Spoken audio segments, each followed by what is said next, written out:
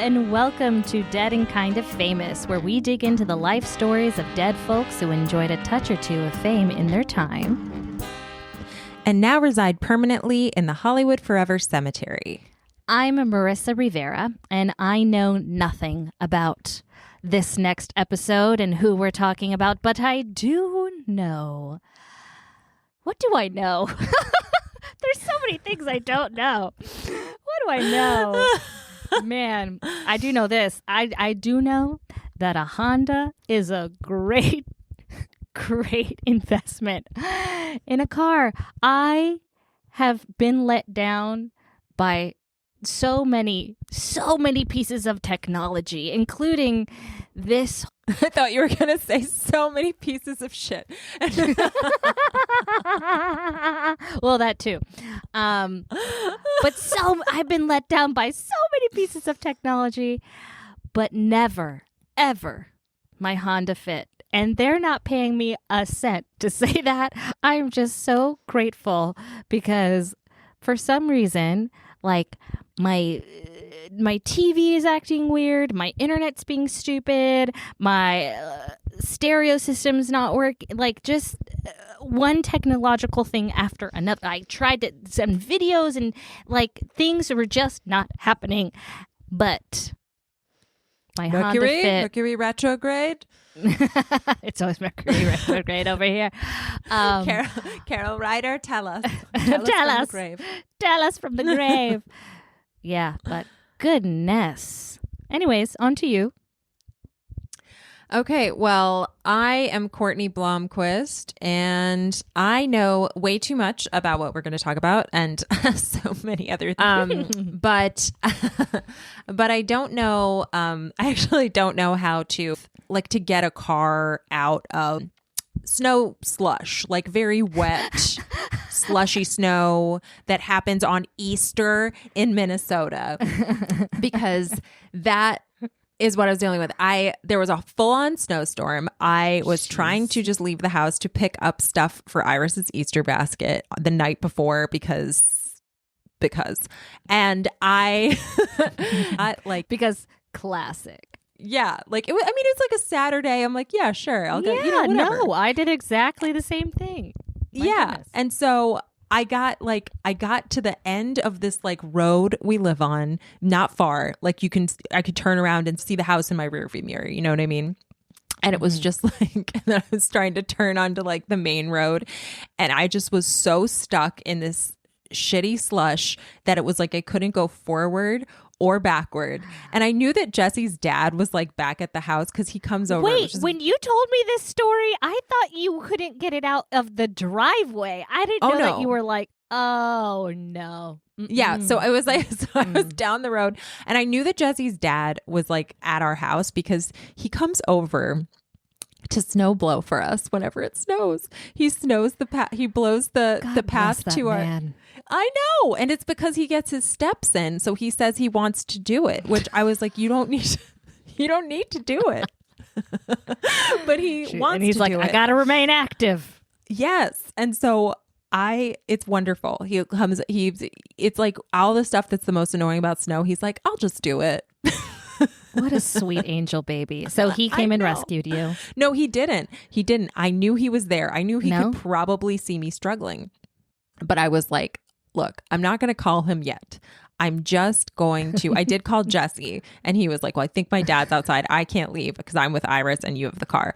So I was like, okay, well, I'm just going to try to do it, and then I'll call your dad. So I got out of the car and kicked all strong, the slush. Independent woman did it. I was just like, he's already doing stuff with snow. I'll try to do something with it, for once.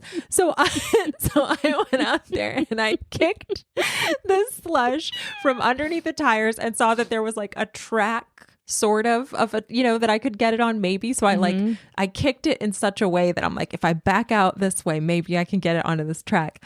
And I tell you what, it worked. But I was smart enough. Minnesota, take that Minnesota snowstorm. You ain't got I did it with nothing on this strong, independent woman. I did it with my boot that was not even a proper winter boot. And I kicked it out of the way. You don't know those yet? I do own them, but they're hard to walk in because they're heavy and they're large and I'm already half lumberjack at this point. I can't deal with it. So I I got out of it. It was amazing. And I was smart enough to drive right back home.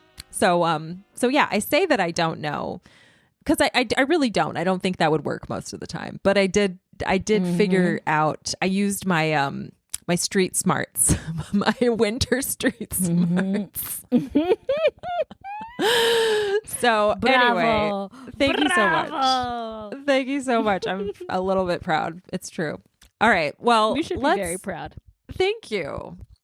I am. But today, I can't believe it's like feels surreal to be talking about anyone but Hollywoodlawn. I know. It's like that was a wild and lengthy ride, but Sure was. yeah. Did you guys enjoy it? Let us know. Yeah, tell us. I apologize, by the way, I know that I switched the schedule of the podcast to being once a month for a while. I feel like I can say this. I'll let you guys. Well, yeah. Tell them why. Tell them why. Okay. Courtney's a big pants Miss Producer lady. And I'll tell them. You know what? I'll tell them. She was on a huge show, okay, for her job on a huge show. Once we were spacemen. Should I say it? Yeah, Should we I can say it. We can Okay. say it. Once we were spacemen, which got huge really quickly, of course, because it's amazing and Courtney's amazing and the hosts are amazing and it's so fun. Have a listen if you haven't already. And but the one downside is it sucked the ever loving time and life out of Courtney's schedule. It really did. It was a big enough show. It required a lot of attention and it was wonderful. It was so much fun to work on. I have nothing bad to say. It was just that that kind of thing requires a lot of attention, and it made it so that I did not have as much time to dedicate towards this show, which I love dearly, and I don't want any of you to think that I don't. So we'll see if we can adjust the schedule pretty soon and get even more content out there. I feel like I have a little bit of breathing room at the moment, and so that is very exciting. But anyway, so that said, I was thinking like, let's do something sleepy, like a boring episode, like Holly was so messy and complicated and whatever. High octane. Yeah, exactly. And that is exactly what I did not do. So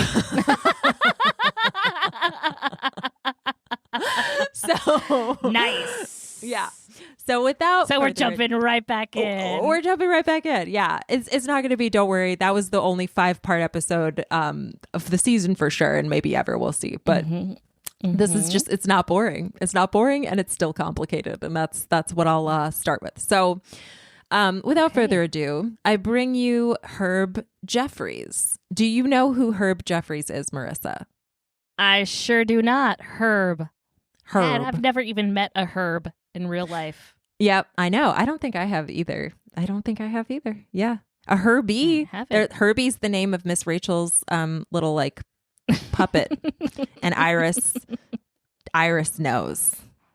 Iris knows. Well, I she don't. Definitely knows. Yeah. I do not know this man. This is a man, right? Herb Jeffries? It's a man, yes.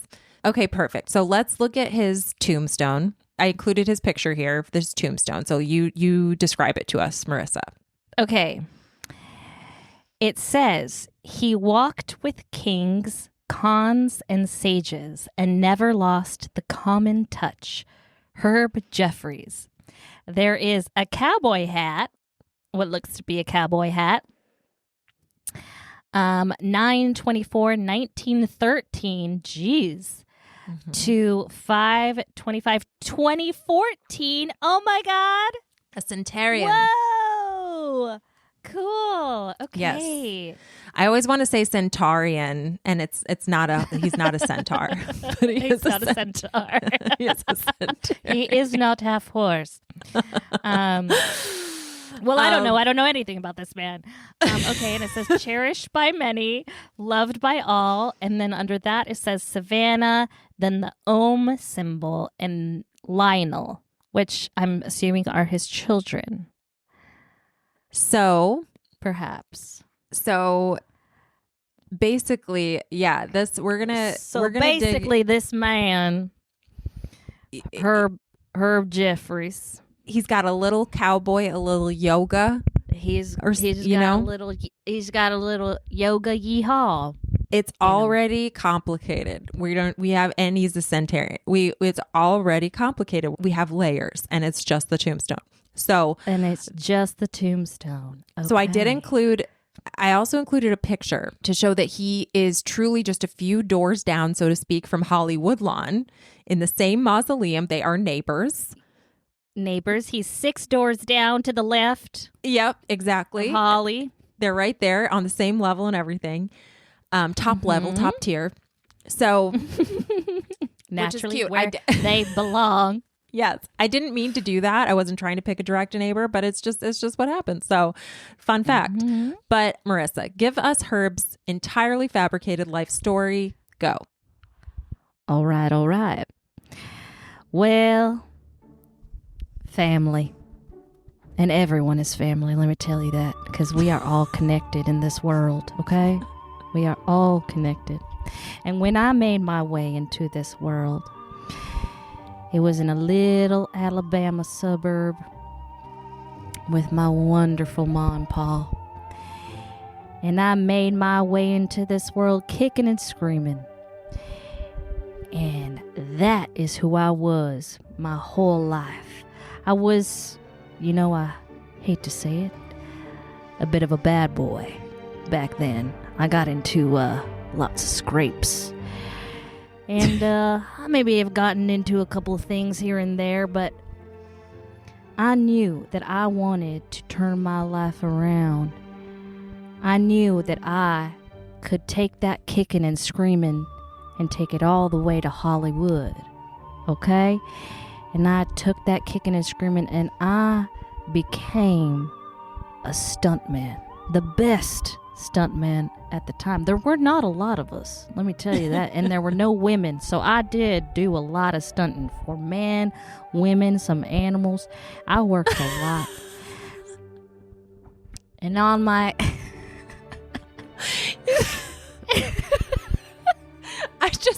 I just watched a video of like a movie from I don't know when, like probably the 60s, where it was like they didn't have CGI, so they had a dog that was supposed to be like running from the police, and then like they just cut back and forth to having a man in a dog costume. That's exact. Like, that was. Oh my God! You saw my work, Courtney. You saw my work as Herb Jeffries. I'm so glad you saw a little bit of my work. See, there you have it. It was early days. It was early days. That's right. I'm glad you recognized me. Thank you so much, Courtney. My goodness. As I was saying, I was a stuntman to the stars. I got in there on the ground floor. Hollywood was new. We were barely out of the talkies. And they needed stuntmen, and I answered the call. And I had a long, lustrous career until I had an unfortunate injury. And that's when I did meet my wife, Loretta. She was a makeup artist, and we did have 2 wonderful, wonderful children, Savannah and Lionel. And then I was just working. I was a workhorse, literally and figuratively.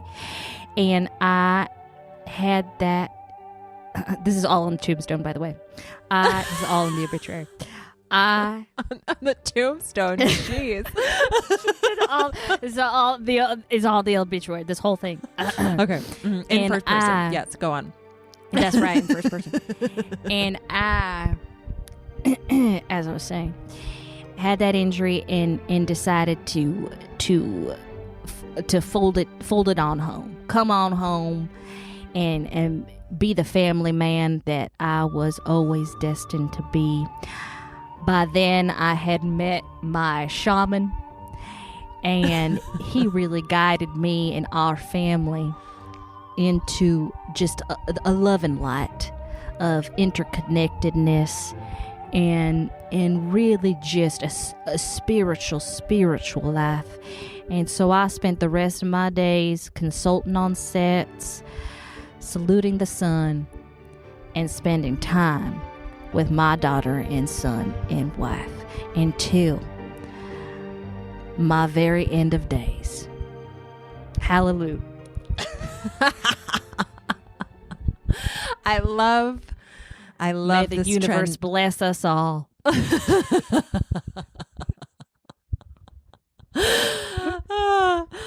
Oh, that was good. I like a first person obituary. I really do want to. Yeah. I think there should be more of them, if any of them. I don't know if any of them exist, but I like them. So I like yours. But Thank you so much. you're so welcome. Now for the truth, or as much of it. That bullshit aside. Yeah, let me tell you the true story, or as much of it as I think I can give. And this will be a two-parter just to give us a little breath. So yeah, nothing crazy. Definitely only two. But yes, I'm saying I can give you as much information as I can give because finding out the truth about Herb Jeffries is tricky because his origin story is not entirely consistent in writings about him or even in his interviews, which he did a lot of, actually. It's just that they're not consistent. However, there are many quotes from him, and he did do quite a few interviews, including a documentary in his final years, I believe when he was in his 90s. So, cool. yeah. So telling this requires a bit of conjecture, but I found enough to feel that I can do that in good faith. Now, you saw the cowboy hat on his tombstone. It's pretty right there, up in your face. Pretty prominent. That's right. That is because Herb Jeffries was a Hollywood history-making singing cowboy. He was a singing cowboy. I knew he made history. I knew it. In the 1930s, when Westerns and yep, that was the moment when Westerns and singing cowboys were snowballing in popularity. The more famous names at the time in this category were Gene Autry and Roy Rogers, of course. But Herb is a unique case because he not only starred in his Westerns, he acted as a producer and really made them happen. And these weren't your typical Westerns of the era. For the first time, these Westerns featured an entirely black cast. But Herb... Yes. Right? Wait, So Herb was black too? What? Herb is a controversial Western star because of this claim to fame, because his blackness was quite dubious. Oh. So let me, yes. He didn't do blackface. Did he? No, well, no, we'll get into it. Okay, so let me just roll. No. I mean, no, not, but there's gray areas. He did gray face. Okay, No, I'm so kidding. now gray face. Oh no. So God. let me just roll back to the beginning with the facts that I Please have do. culled. Yep. From the sources that seemed most reliable. I'm using quite a few, but I am largely using an academic paper written by historian and race migration and identity expert Paul Spickard. I'm not quite sure how you say his name. Paul Spickard. It's spelled Spickard. Yes. His article is called The Bronze Buckaroo, Race and Identity in the Life and Career of Black Movie Star and Jazz Singer Herb Jeffries. So if you would like to look it up yourself, you can. But here we go. Herb Jeffries was born in 1913 Detroit to an Irish-American mother and a Sicilian-American father who he was told died. Yep. So that's definitive, right? So he never knew his father. He was told that he died from mustard gas in World War I, but this is not confirmed and might not be true. Paul seems to think that doesn't quite line up somehow, but I don't know. If whatever is true about his dad, I have no idea. Herb's birth name. So we don't really know who his father is.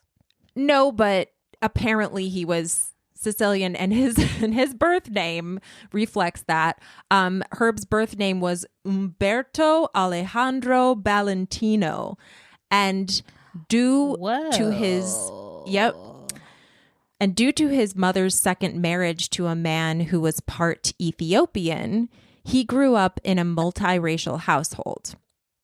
Together, Fern and Howard overcame ubiquitous bigotry and honored their relationship by marrying before interracial marriage was legally recognized by the United States. Hell yeah. Yeah, Fern and Howard. Yeah. So he had 4 other siblings, all with different fathers, but I am unsure of their unique ethnicities or how that may have affected him. His stepfather's name was Howard Jeffrey, and he is the one who introduced young Umberto to jazz music, and this exposure helped him find his calling. Okay. So this guy was his stepfather, but his father. Yes, exactly. Exactly. So Herb's relationship with race must have been interesting from the start because he grew up in a neighborhood where the commonality of everyone was that they were all poor. And that seemed to overpower racial divides significantly, like pretty much entirely, actually, according to him. So reminder, this would have been Detroit in the 1910s and early 20s. So what was Detroit like back then? I mean, in his neighborhood, he was just like in the poor neighborhood where it was like everybody who wasn't white, you know, certain people at the time would have been today considered white. This whole story is very interesting because you really have to set yourself in the time period to understand anything. So taking full inventory of everyone in his vicinity at that time in his neighborhood, there were Black people who had recently relocated from the South, Italians and Irish people. There were also a fair amount of Jewish folks, and some say that Herb picked up Yiddish during his childhood and was like fluent in Yiddish because they heard him speaking it. That's amazing. I know. But I can't really confirm that. It's just like people are like, I've heard him speaking Yiddish, and that's what was said. In any case, his neighborhood was especially diverse. So his mother, Fern, ran a boarding house that catered to Black performers and musicians. So culturally, there was a good amount of Black influence in his life. You have his stepfather, and then he's like his house that his mom is having all these people stay in. It's filled with Black musicians all the time. He was hanging around Detroit nightclubs as a teen. And when the Depression reared its head, he dropped out of school and started using his lovely voice to sing for tips at those clubs with local bands. As Herb himself said. Wow. He started busking really early. Yep. Okay. Black bands were the bands I liked singing with. They swung. He's like, the Black bands were fun. Yeah, they were the ones who were good. I mean, his musical taste is like it's clearly set up pretty early. None of this is really that surprising as far as his taste goes, right? Right. As fate would have it, one day Louis Armstrong visited that nightclub, and Herb is just 19 at this point. So, oh my God, impressed by Herb, he told him, "You have to do Louis Armstrong." Oh my God. I love it when you get a like really famous wild card. God damn it. It's like, I can't. Hold on. Let me take a bit. God damn it, Courtney.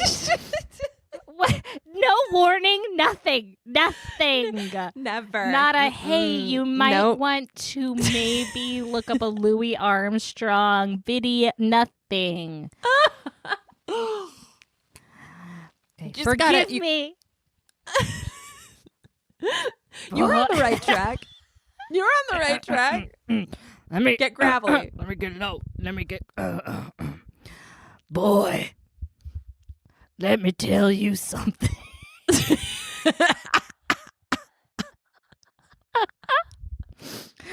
Goddamn. Boy, let me tell you something. This place is not for you. Your style of singing, you need to go to Chicago, where the World's Fair is opening. That's where you'll make your mark. Okay. I feel like that was...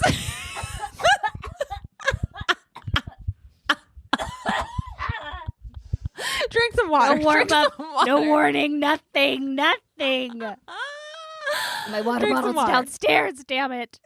Do you need to go get it? Woo! She didn't even tell me. Make sure you have some water near you. Nothing. How dare you? That whole impression, that was all Courtney's fault. That was all Courtney. I am so sorry. I will apologize for myself for my half of that. I'm just sorry that you feel like your voice is thrown a little bit because I thought that was pretty good. I mean, like as a woman, you do it. You do it. That's what I'm saying. As a woman in general, having to do that voice, it's hard. So, okay, it's very deep and it's very gravelly. And it's okay. So it's not so like Louis Armstrong. He's telling him like, you're talented. You should leave here. Go to Chicago. You're gonna make your mark. That's like that's huge, right? Like that's a huge and moment. he was Louis Armstrong at the time. Yes. Okay. He wasn't up and coming. He was established. Yeah. I mean, like he knew who he was. Yes. Yeah. Yes. Yeah. So it's not too far-fetched to believe that Louis Armstrong would have noted Herb's talent. He had a beautiful tenor at the time, and in his later years, he would switch to singing baritone like it was nothing, like it was just no problem. He is said to have had... I don't really know anything about singing. I don't know if you guys know this, but Courtney, she does. She has a degree in musical theater. I do, but yes. So a tenor is like... So it's not easy to switch. Well, it's just like it's not, it just shows you have a big range, right? Because like to be able to sing both of those parts well, I think shows you have a pretty decently large range. And he actually had a 4.5 octave range. And for context, that is bigger than Freddie Mercury's. So I was going to say, I don't know what that means, but now I do. Yeah, Whoa. he could sing he could basically, like, you could throw whatever at him and he could sing it. Very good singer. So at age 19, Herb hitchhiked to Chicago with a little napkin in his hand where Louis Armstrong had written a personal note of recommendation. Shut up. I know. That's so cool. It's so cool. And he wrote it. That's so cool. That's so cool.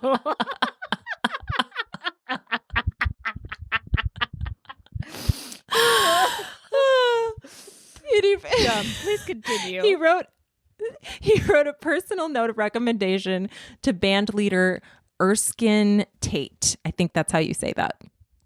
It's Erskine Tate. So when Herb arrived, he became aware of the massive mob presence in Chicago and wanted to distance himself from it.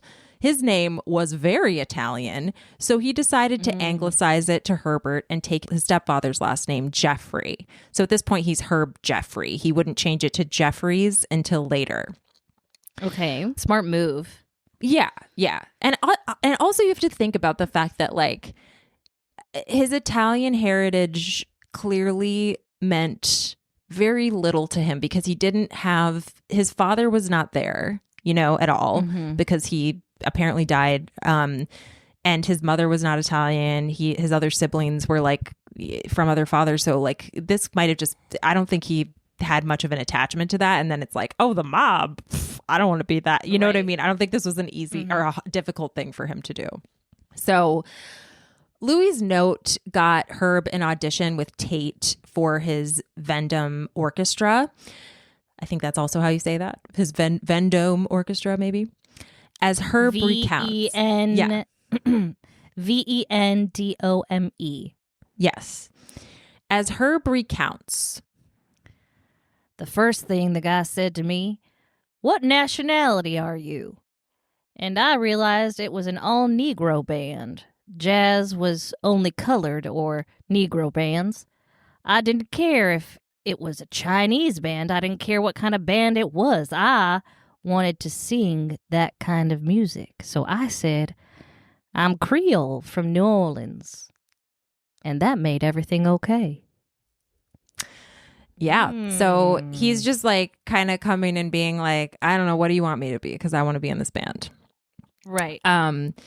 So as we established earlier, that was definitely not Herb's nationality. So this is really the first instance on record of him claiming to be Black. Raymond Straight, the man who was working on Herb's autobiography, which was never published as far as I can tell, said, he had to establish himself as a Black singer because he was considered a shade too dark for the white bands and a shade too light for the Black bands. Oh. Yeah. Ni de aquí ni de allá. I tell you what, it's so hard when people can't put you in a box comfortably. Yeah. They're like, I don't know what to do with you or how to interact with you or what to let you do. And especially at this time. Especially at this time. It's like any kind of ambiguity, I think, was really, really hard to navigate. And he did have ambiguity for sure. So obviously he could get away with saying that he was, I was going to say Black. Creole's is a good lie too. Because Creole's, it's all mixed up. Yeah. It's all mixed up. As they say in Puerto Rico, de todos los colores y todos los sabores, which means of all the colors and of all the flavors. Ooh.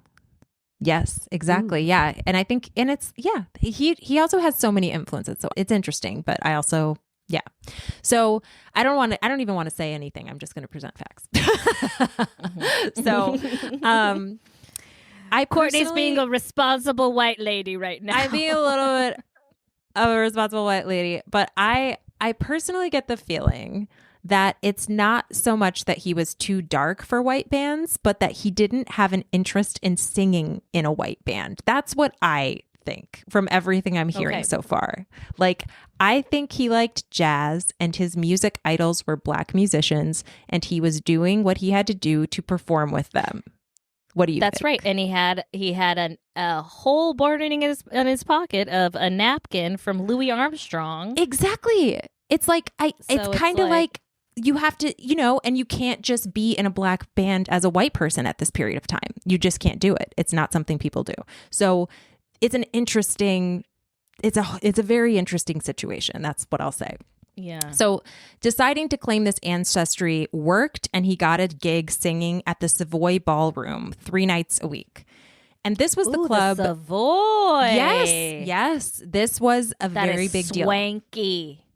Yes. This was the club where all great jazz musicians played, including his talent scout, Louis Armstrong, and other greats like Ella Fitzgerald and Dizzy Gillespie. So pretty huge to just be like, I just showed up in the city and now I'm singing at the place where you do that, The place. So the place, yeah.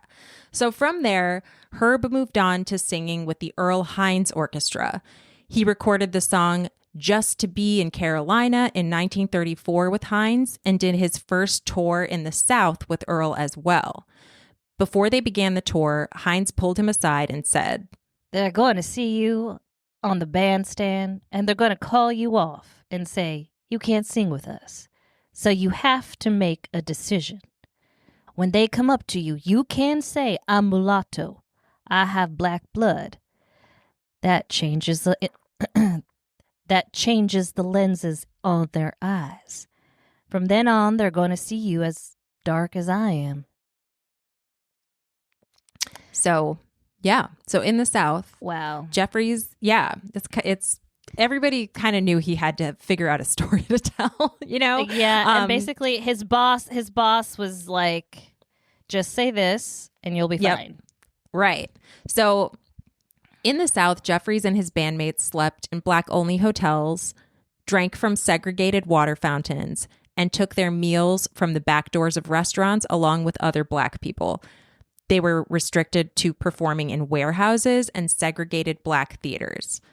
Family friend Adam C. Powell III said of Jeffries, the idea of someone electing to be Black, knowing the price he would have to pay, really places Herb Jeffries' identity in the 30s and 40s in a very interesting light because it means he had the willingness, the courage, and the conviction that he should do this even with such a high price that he would have to pay.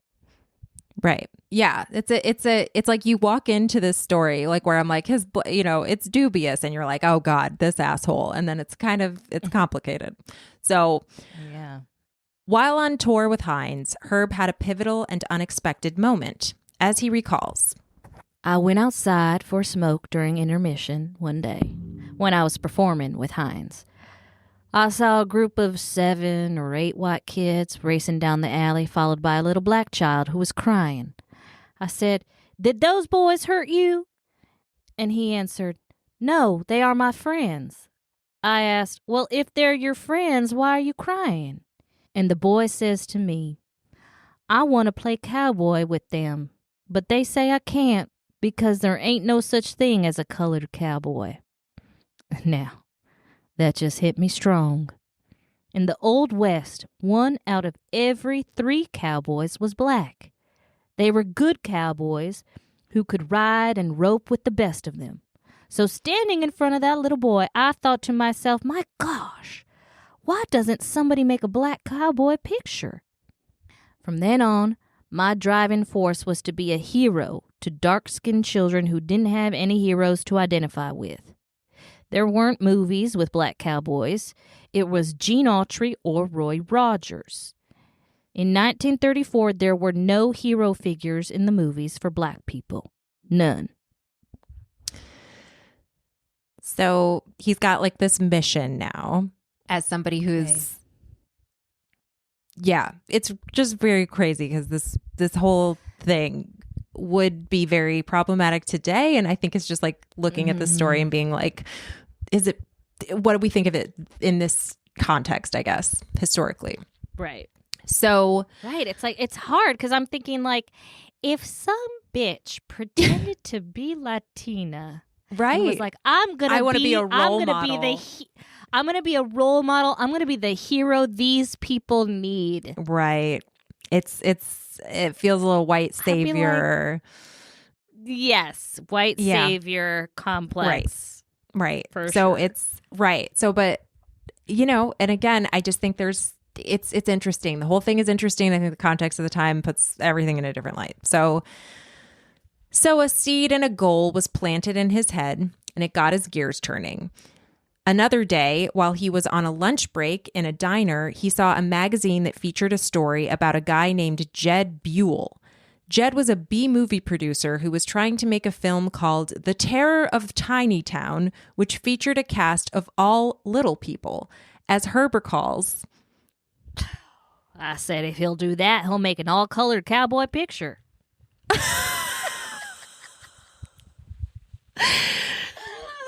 Oh, God. I said, if he'll do that, he'll make an all-colored cowboy picture. If he'll do that, oh, my God. Yeah.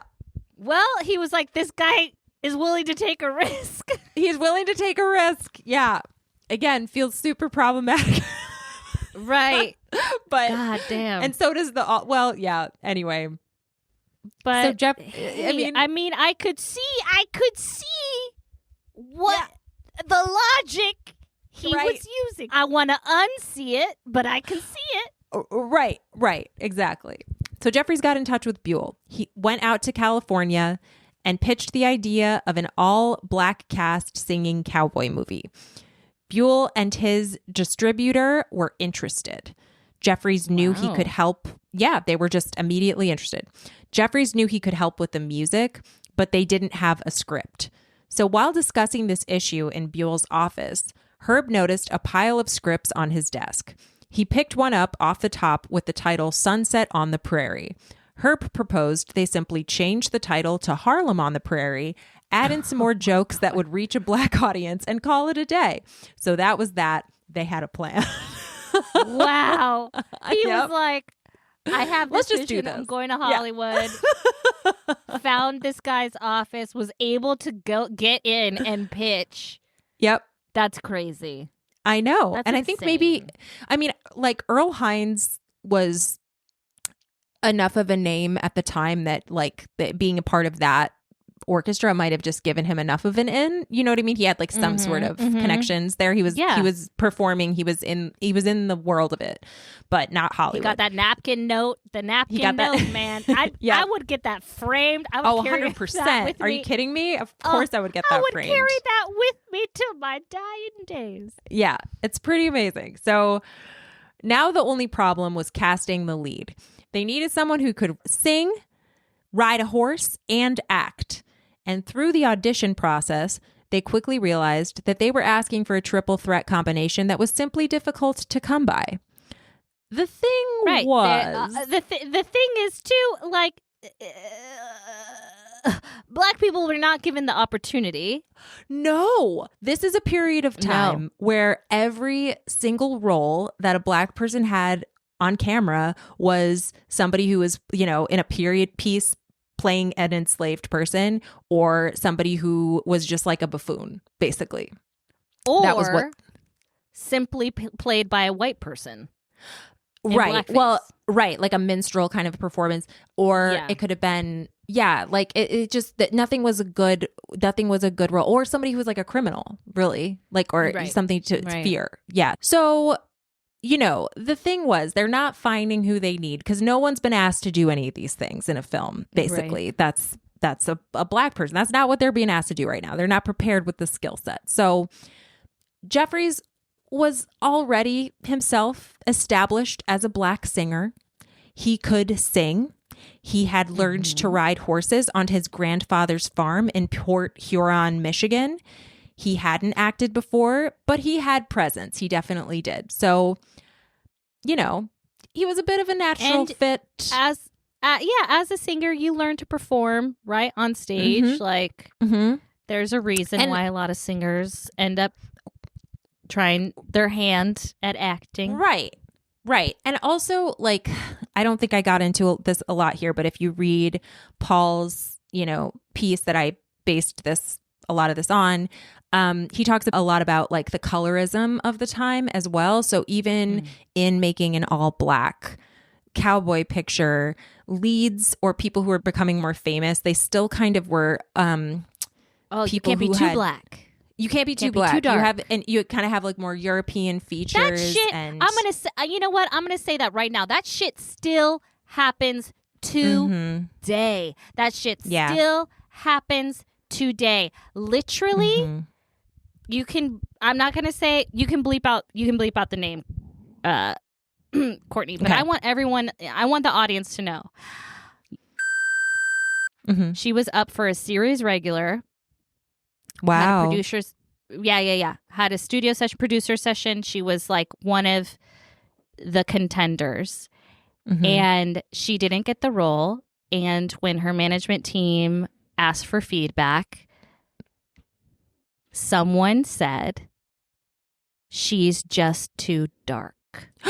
Really? They just said that? They came out and fucking said it. Wow. Ugh. That's awful. She's just too dark and doesn't fit in with the rest of the ensemble. Wow. Okay. Wow. So, right. I agree with you. I think it's very much still happening if you really start paying attention to the biggest names, right? I want I mean, you talk to like literally like the kinds of auditions that my dark-skinned Black friends get compared to my light-skinned Black friends. It is disgusting. And I'll say it too. I, as a light-skinned Latina, get very different auditions than a dark-skinned Latina. Yeah.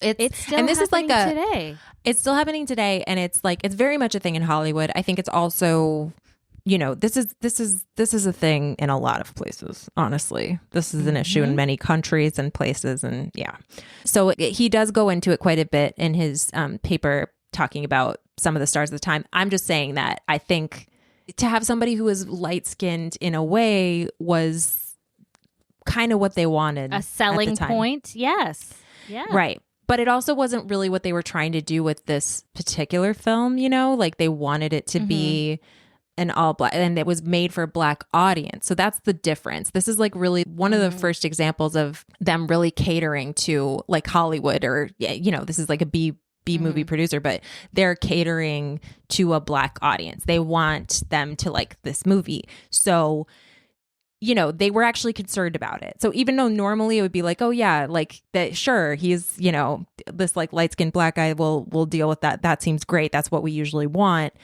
Then they're like, well, what about, how is he going to be perceived by a black audience though? And so they were actually worried about that. So this is when they're like, I'm not sure if this is going to be a problem. So they bronzed him up a bit with makeup. And his cowboy alter ego, the Bronze Buckaroo, was born. Wow. So, yeah. So it's like, and if you look at these movies, I will show you a clip. It doesn't really look like he's wearing makeup. It's a black and white movie. You know what I mean? Whatever they did, I don't know. I don't think it really did anything. But so it was does he look white? Yeah, I think so. I'll show you. He doesn't look like, it's not like, what movie am I thinking of? Well, I mean, they did this like I feel like a fairly obvious way in like West Side Story with certain characters, and in right? Yeah. It's like very obvious. Famously so. Yeah. And I think like there's other movies from that for sure. So like it could have been that. I don't know, because it's black and white and it's hard to tell. But he looks like a white guy to me. Or maybe Latino, maybe. So, aside from the nickname, the Bronze Buckaroo, Herb's character's actual name was Bob Blake, a romantic cowboy hero who restores justice, gets the girl, and rides off into the sunset. They didn't waste time. In just a few months, Harlem on the Prairie came out, and this was 1937. They took just a few days to shoot it, like a few days. Like really, we're not going to spend a lot of money on this movie. The budget was very low, and all of the filming was done in Victorville, California. So, which is, it's funny, like now it's just like a bunch of like weird box stores and shopping malls, Victorville, right? I've driven through it. It's nothing, kind of depressing. Then it was like more farms. Yeah. It worked for those. So as the Bronze Buckaroo, Herb dressed the part of a cowboy hero. He carried 2 pearl-handled guns that he kept hung on the wall later in his old age. He was very proud of them. He wore a white hat and rode a white horse. He did the fist fighting and the shootouts and all of the things that the cowboys do.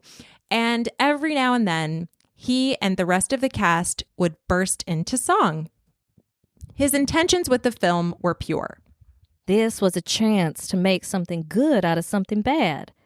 Little children of dark skin, not just Negroes, but Puerto Ricans, Mexicans, everybody of color had no heroes in the movies. I was so glad to give them something to identify with. Oh, were you? Were you so glad? I mean, okay. And that whole budget went to those pistols, went to those pearl-handed pistols that you can't even see on camera. Yeah. Yeah. So the movie resonated with his audience and played in black movie theaters exclusively. So more were made in quick succession. They're pumping these out so fast that they're coming out like 2 a year, which is crazy. So That's crazy. Yeah. Two Gun Man from Harlem, 1938. Rhythm Rodeo, also 1938. The Bronze Buckaroo, 1939. And Harlem Rides the Range, 1939. So really, really fast succession here. Whew. Just as he did with the first film, Jeffries composed, wrote, and performed all the songs in every one of the Westerns he made. So wow. He's a talented man. He's a talented man. Yeah. So here's an example. Yeah. And he was. So here's an example with a little tap dancing from one of his talented co-stars as well, that I'm going to show you from the Bronze Buckaroo, which is currently on the Criterion Channel. Herb has said the Bronze Buckaroo was his favorite of the films because Bob was presented without introduction, like Rogers or Autry, a legend in his own right. So basically, it's like we already did all these other films. Cool. We don't need to really introduce him. Yeah. So he was really proud of that. And I also just want to say, basically, like, there's some forgiveness from me. And again, I'm speaking very much, I'm trying to as a responsible white person here. But what I like about what he did, and we're going to look at it, but I feel like he gave an opportunity to the rest of this cast, you know what I mean, to get roles that they were never going to get in anything else. Like, that was not going to happen at this time. So, and it's cool because I watched this movie and it was fun to see. It's weird to watch a movie that's this old, really, but it's fun to see like his castmates just being so likable and so, I don't know, like being able to be heroes, really, like, and funny in a way that isn't like the butt of the joke. Exactly. And give people opportunities where there were none previously. I think that is important work. Like, how he got there may have been a little shady. Right. However, you can't deny that he gave people opportunities and showed something that had never been shown before. Exactly. And I think I think he gets a lot of forgiveness from that, I think, you know. But anyway, so I'm gonna share this. Let me see here. I'm so excited. Took my roll, went to town with some gal and played around, and she cut my bankroll down. Oh, I got the payday blues. Roll the dice to my surprise, not so nice to snake eyes, and I never will get wise. Oh, got the payday blues. I can't beg or borrow from my friends or boss, and it's to my sorrow. Maybe got to trade my horse, not a dime in my jeans. I can't buy pork and beans. Now I know what misery means. Oh, got the payday blues.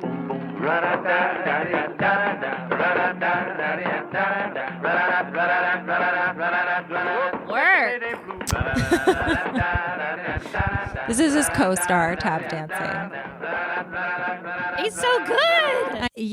That so was honestly out of nowhere, but the tap dancing was great. I know. It goes out of nowhere, but hey. It comes out of nowhere. No, that's like kind of how these movies were. I don't think this was not a unique singing cowboy movie. It was a lot like that, I think, where it's just like, and now we're gonna sing, and that's what the people want. This is like the Depression. People just want to see a cowboy scene and a happy song. But anyway, so you could see how he appeared. He's the guy in the middle singing with the white cowboy hat. What are your... the lightest one there? Yeah. By several shades. Can't miss him. But at the same time, he's a bit ambiguous. Beautiful voice. Yes, beautiful voice. And he wrote the song. Yeah, totally. And arranged it. Ambiguous. Yeah. And that's nothing to sneeze at. Right. But he's definitely racially ambiguous. But I would not say black, would not be my first guess. No. So I might repeat myself here. I think it's worth noting here that in making these films, Jeffries helped create roles for his all-black cast, and they were not getting those at the time. They could be funny without being the butt of the joke. They could be heroes. They could be characters that fit into the Western tropes that they had been excluded from until then. So these are definitely like character types, right, that are in these kinds of movies, but they were not able to play those character types. Caricatures. No. But like what I'm saying is like Western movies had those character types. It's like there's the hero, there's the bad guy, there's the, you know what I mean? There's the Western. There's the types. Drunk. There's the sheriff. Exactly. The damsel in distress. The town gossip. Yeah. Yes. Yes. So those were all the movies are a bit the same, but still no black people were getting those kinds of parts. And they were the parts that like that little kid, everybody wanted, that's who they wanted to be. The most popular movies of the time. So however you feel about Herb's ethnicity, he started something here and it did have an impact. He spent much of his film earnings on a new Cadillac and had to recoup his losses and get a little ROI. So Herb got creative. I put some steer horns on it and put my name on the back, and I went following the picture around doing personal appearances to make extra money. That's right. He did. Capitalize. Okay. Yeah. Capitalize. So it writing was like it was like before conventions were a thing, you know? Right, So- exactly. He's like, I'll go meet the people who are like at the movie theater. I mean, that would be kind of cool. Like you're like, oh, I'm going It's to see this smart. movie. You don't know he's showing up. Like kind of fun. It's super smart. Yeah. So riding high on making this dream happen, Herb headed east to fulfill yet another dream, seeing Duke Ellington play. Duke knew who he was. Ooh. Yep. So he was like, I'm going to take a little break. I'm going to go see this legend that I've never seen perform before. That was what he wanted to do. So Duke knew who he was. I mean, he was making these popular movies at the time for Black audiences and invited him backstage, where Duke said to him, you have to be Duke Ellington now. Who, if you go with the Jordan Peele impression. I know. That's what I'm doing. I'm just like, okay. Well, what are your plans looking like? No, terrible. I feel like and he has the laugh. Well,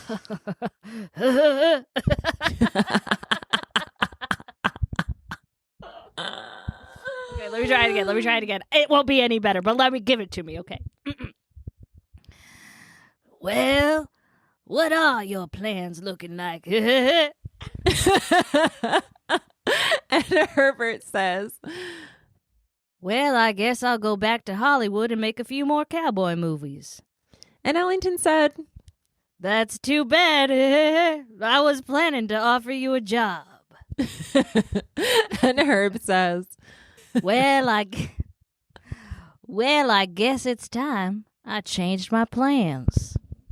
Okay, so dang, Duke Ellington's like, what are you planning on doing? Here's my plan. Well, that's too bad. I was going to give you a job. And he's like, well, guess my plans are changing. yep. Well, screw that plan. I'm going with this one then. Great. Yeah, that's awesome. Yeah. So just as swiftly as his Western cowboy star career was hatched, Herb was turning back to his musical goals. Of this decision, Herb said, One of the reasons why I went with Duke Ellington was, you see, my pictures were made all colored and played in mostly all colored theaters. So I was known in popularity fairly well in the United States, but not like other cowboys were. I said, why not go with this band? Because he, Duke, was known all over the world. You got a little Yes. sparkle in his eyes. He's like, I'm the known opportunity. here, but what an international audience. yeah, he sees a golden opportunity here. Plus, right. he said he's quoted in that documentary as saying like that Duke Ellington was his idol then, and he's still his idol now. Like he's Oh, okay. he- How could you not? right, exactly. So I would do that too. yeah. So the year was now 1940.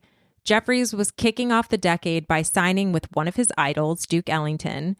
They didn't waste time and recorded Flamingo, a sexy crooner song that went on to sell over 14 million copies. Whoa. Yes. Dang, a hit. A hit. And at the suggestion of Ellington's arranger, Billy Strayhorn, Herb dropped his tenor for a sultry baritone. So this is when he does that. Is with this song. Billy had heard him impersonating Bing Crosby and told him that that was his sweet spot. I mean, Herb had a 4.5 octave range after all. He could take direction, and he did. He's like, whatever you want me to do, I'm going to do it. He could do it. He had chops. Wow. So also due to what some think was a misprint on the massively popular record, Herb chose this moment to officially change his name again from Herb Jeffrey to Herb Jeffries, as it was listed on the record. So on all the cowboy movies and everything, he was Herb Jeffrey. And now he's Herb Jeffries. So it's a kind of a funny time to change your name. Interesting. Yeah. But interesting. So hopefully I don't get in trouble for playing any of this, but we got to hear Herb sing in this range because you heard him sing in the cowboy movies, and that's his like tenor a little bit, his higher range. And then this is Flamingo. Well, it says Duke Ellington and his orchestra with Herb Jeffries. Yes. Flamingo, produced by Sam Coslow. Get the full band.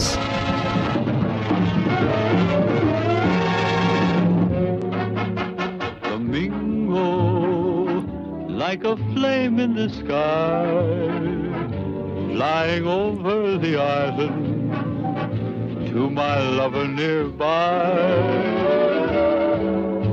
Flamingo, with your tropical hue, for it's you I rely on, and a love that is true. The wind sings his song. And then we have like to you these as you dancers. go, a song that Gorgeous I hear dancers. below. Flamingo. Yeah, he very much has it. Okay, vibrato. Jeez. Yes. He's got it. He was very talented, obviously. I mean, like, everybody is noticing it. Like, yeah. So anyway, so that was a big hit. His lower seductive range in this performance is the range that made all of the ladies swoon, as one LA journalist said. He had a voice that made women's knees buckle, and men want to order another round of martinis. So his star was on the rise, and people wanted more. Herb has a famous quote where he said, Most people come to this world by stork. I came by flamingo, and Duke Ellington delivered me. Oh, that's so sweet, and I love it. It's funny and sweet. It's a good quote. Yeah.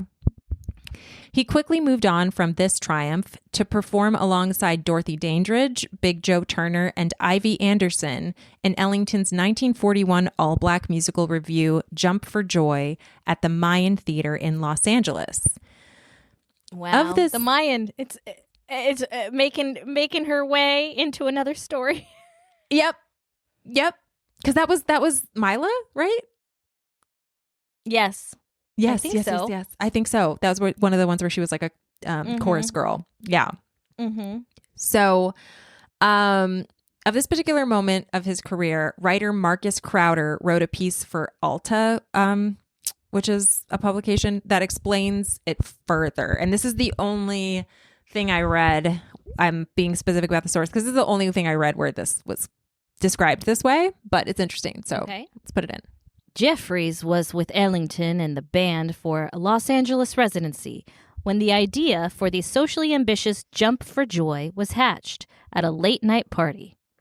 Ellington predicted that the all-black musical revue would take Uncle Tom out of the theater and say things that would make an audience think. After actor John Garfield, an investor in the show, visited Jeffries in his dressing room and suggested that he was too light-skinned to appear on stage with Dorothy Dandridge, the performer allowed a makeup person to blacken him up. Ellington was mortified when Jeffries made his entrance. At intermission, Ellington roared into Jeffries' dressing room, demanded an explanation, then stormed out. Moments later, a shaken Garfield told Jeffries there would be no more dark makeup. Ellington's Jump for Joy was deemed too progressive for Broadway. It ran for 9 weeks, but never had a full run after its Los Angeles production. So, yeah. Too progressive for Broadway. Damn. Yeah. And also, it's like, and when it comes to the makeup, it is always, I don't know. I don't want to make excuses for him. I just see the good in him. I do, like, with some of this, and also like some of these decisions at the time making sense.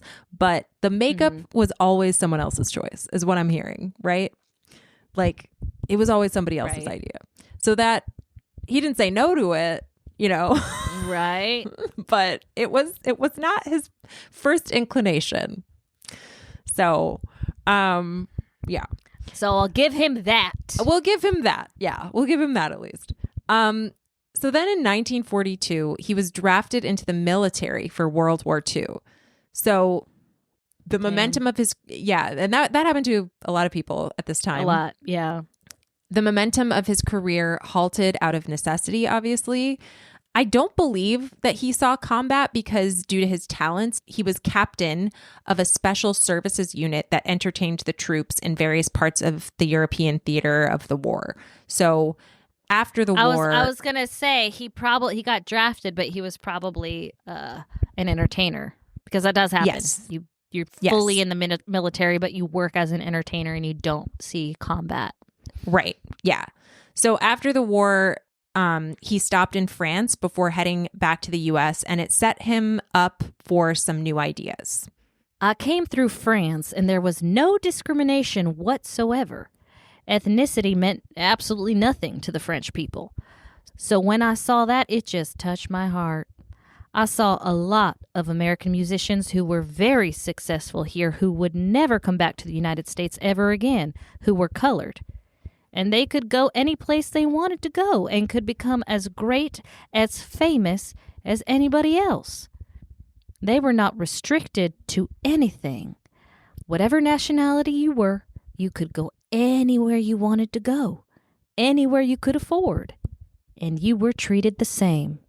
I said, I gotta come back here. So it's funny because I mean, I don't know that I think of France, at least now, right, as being like this place that's not racist. But I guess at the time that was the case. And it's true because this is like the era of Josephine Baker. You know what I mean?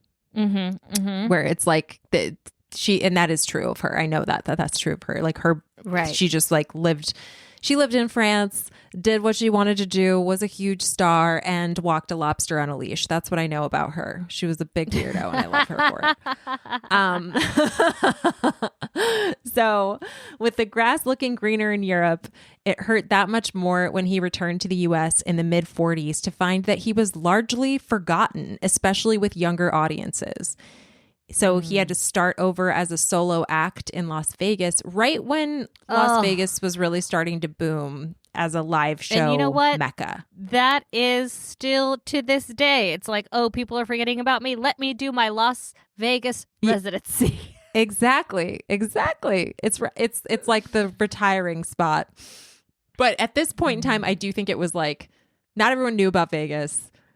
Maybe just a couple years before, it was pretty new and hot, and didn't quite have that reputation yet, but it was like where you could get opportunities because they needed to fill the shows. Right. So the injustice. So Las Vegas was up and coming, and he saw his opportunity and took it. Yeah, he was like, he was always going to try to find a way to perform and do what he did. So the injustice of segregation, though, began to eat at him more than it did before. And maybe that was because he was on his own this time and didn't have the camaraderie of a band to soften the blow. But he describes performing in Las Vegas like this. You didn't stay in the hotel. You lived on the dark side of town. If you were a Negro, you lived over there or got a room in somebody's house, something like that. See? You did not live in those hotels. Right. So one night in Vegas, Herb decided to attend his friend Mickey Rooney's show. But when he... Mickey Rooney. Just his friend. Okay. Yeah. When he was seen talking with Rooney, he was ordered off the premises by a security guard because hotel policy forbade fraternization between whites and blacks. Unbeknownst to Herb at that moment, Rooney refused to go on stage until hotel management apologized to Jeffries and invited him back in. Oh, my gosh. Yeah.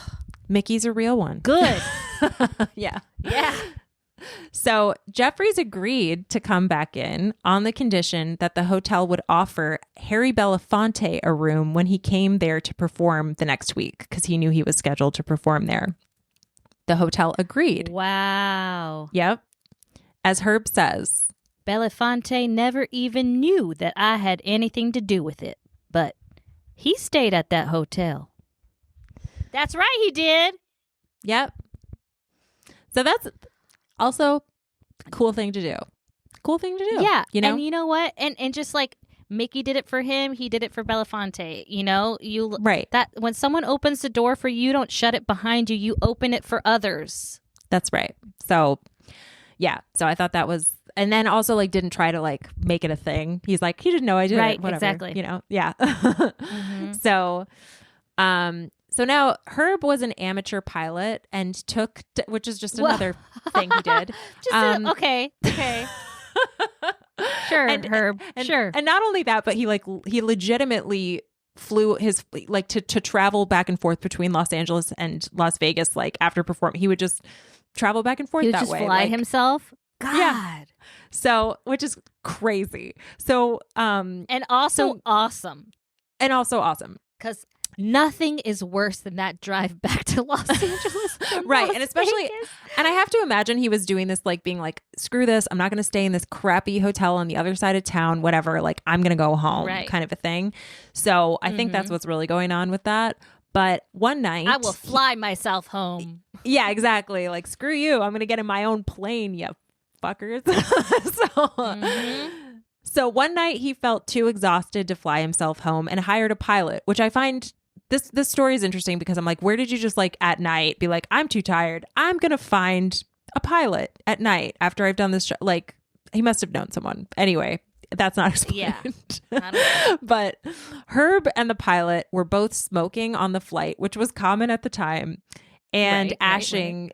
Yeah, they're ashing into this like magnetic ashtray that's like stuck on the dashboard. No, you can't have magnets in there. Right. See, you're already onto it. You're already onto it. So they didn't realize that it had unbalanced the compass and the plane went off course.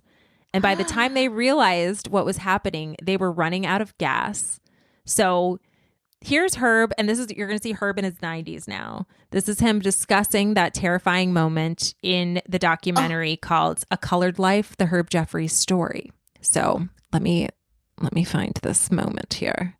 My face is cracked. I'm like, oh my God, Herb, what happened? I know I had 15 minutes of flight before we were going to go down. I was Maydaying all over the place at the mic of my hand. It was Mayday, Mayday, Mayday. And I'd given the number out on my plane. And I got no response. Yep. So the music comes in. So the plane crashed? The plane crashed. Yes, the plane crashed. And that is my cliffhanger for part one into part two. I mean, obviously we know he lives. He's talking about it, but still. He's in his 90s talking about it. You just heard him talk about it, and and he does not have the accent that I gave him at all whatsoever. Nope, that's okay. That's okay. You know, I feel like this is a bit of a trap of an accent. Like, what are you supposed to do with this man who's like, I am passing as a black man, and you put a cowboy on your tombstone? What am I supposed to do with that? What the hell am I supposed to do with that? Yeah. When's that going to come in? When does he become a yogi guru? In the next episode. Okay. But I'm so excited to learn more. Thank you. You're welcome. This is obviously, it's complicated. It has really made me think a lot. And I imagine I'm having like a lot of feelings and thinking a lot of thoughts and just kind of, like it's all over the place because I just looked at that clip of that 90-year-old clearly not black man with blue eyes.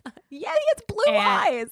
He has blue eyes, ladies and gentlemen. Yeah. He has blue eyes. He has blue Not eyes. that black people can't have blue eyes, but it's very rare.